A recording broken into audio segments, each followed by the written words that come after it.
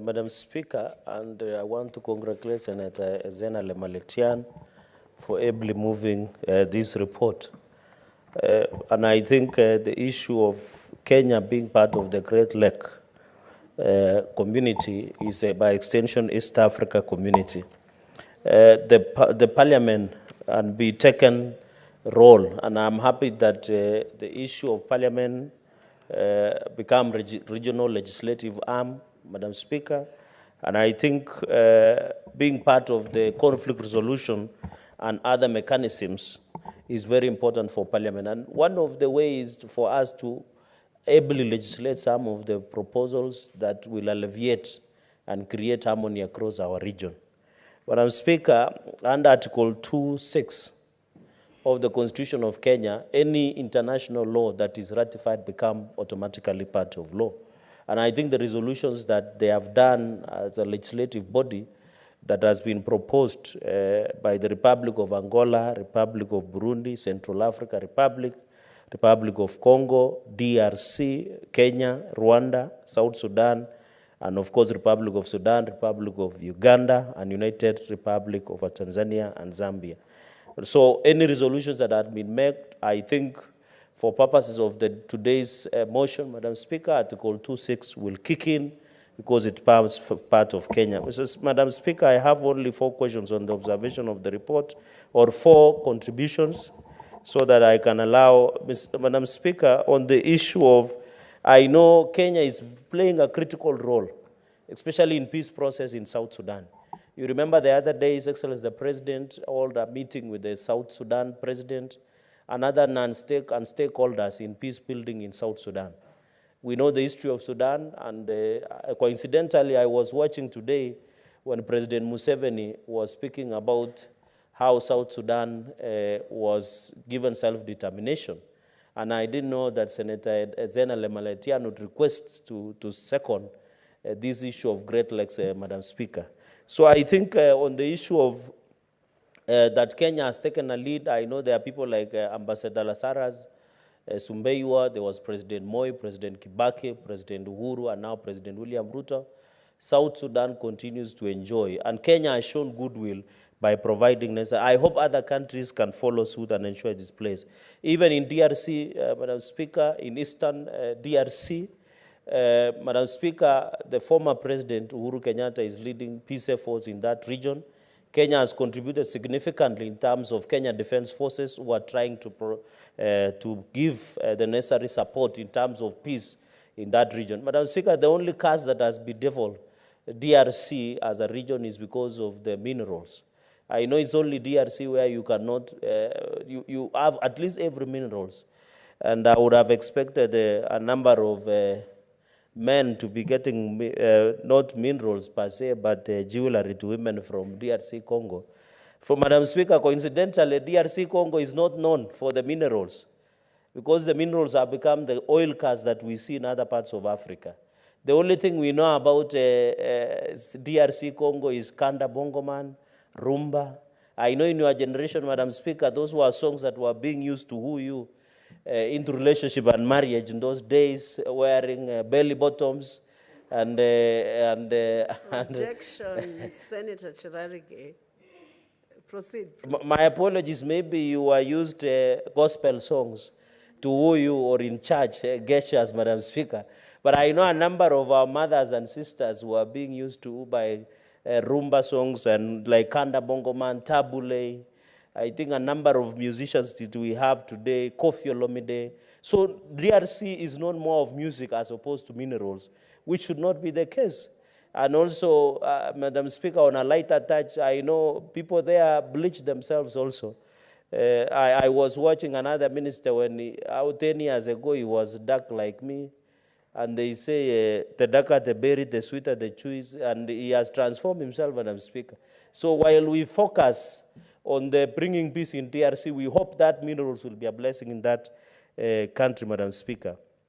Madam Speaker, on Central Africa Republic, I know there are a number of organizations that continue providing security. Madam Speaker, and we need to be careful because this region, in totality from South Sudan, is a conflict. It is like terrorism per se, because it's creating insecurity, it's affecting investments, it's affecting peace in our region. And I don't see why Africans, we should be fighting. We are one people. We should promote one love, as Bob Marley would sing, Madam Speaker, the song of one love. If we can promote one love through Senator Ezena Lemaletian, we'll have peace. Because if we have love, even the Holy Bible talks about love.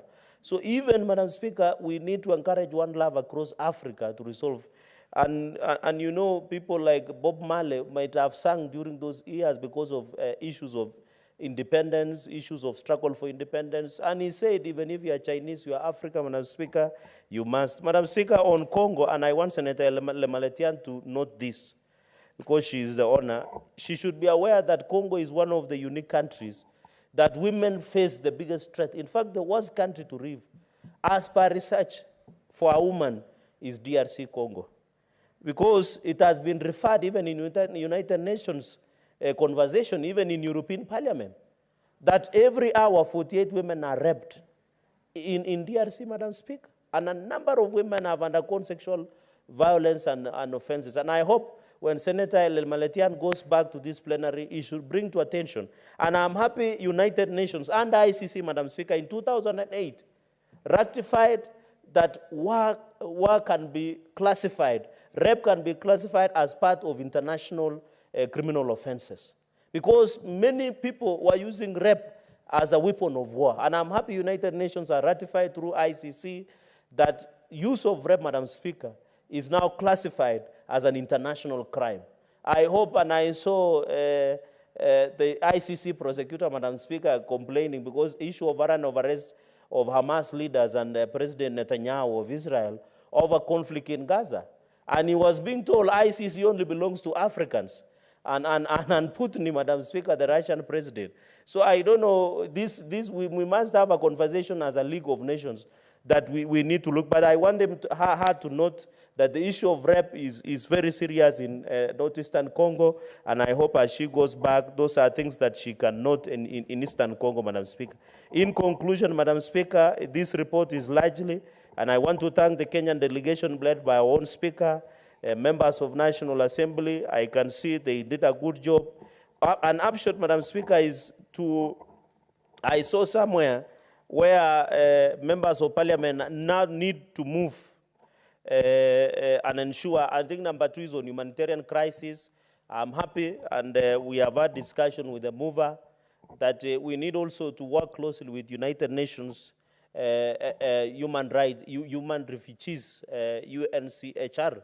Madam Speaker, we have in Uganda, we have here in Kagoma here, and many other parts. I think we need to work closely to ensure we mitigate the effects of refugees so that their basic rights are not violated, basics to shelter, food, and also education. And Kenyan government, I think, and other governments that are part of this should sit down and alleviate the humanitarian crisis. The only threat, Madam Speaker, is the attack of United Nations staff that have happened in other countries. And I saw in CNN it happened in this Central Africa Republic, where United Nations staff were attacked. I've seen many cases, but I'm happy, Madam Speaker, just for the note of the House. You know, in the payment out by Sudan government to US over the attack of terror attacks that was paid to United States through what we call Terrorism Compensation Fund. One of the people that was paid was because of a UN staff was killed, a US citizen, and that compensation. So I hope as she goes back, note that in the Terrorism Prevention and Compensation Fund, we should include. Madam Speaker, we also want the protection of United Nations staff and also Red Cross, because these are people who provide humanitarian assistance. When you see in Eastern Congo, you see in Kakuma, in Uganda, and the spillover is all over there. So on humanitarian crisis, Madam Speaker, I want to propose, as Senator goes back, that we should have a list of all proscribed and militias that continue to destabilize the countries over insecurity issues. Number 5, Madam Speaker, is the Senate and the parliaments that we have been mentioned. We are the source of democracy. What I want to encourage is that as you go back, you go and discuss how we can make democracy be strong. Because most of this, Madam Speaker, this insecurity and conflict It's about political power. But if democracy is respected, I'm telling you 90% of conflict that we see in this region is very important. And I'm happy, Madam Speaker, the President of the Republic of Kenya the other day appointed former Cabinet Minister of Energy, Senator Charles Keter, to be one of the great advisors on peace and security. And we are proud, and I know you know him very well, Madam Speaker. So you can see, Senate, when you pass this House, and I want to assure Senator Ezena that your destiny is brighter, especially when you have gone through the Senate. So she is doing a good job. I've had a discussion. I'm honored to be told to be seconded by Senator Ezena. I didn't know, because when we met Senator Charles Keter, he has been telling me about what he's doing about bringing peace in this republic.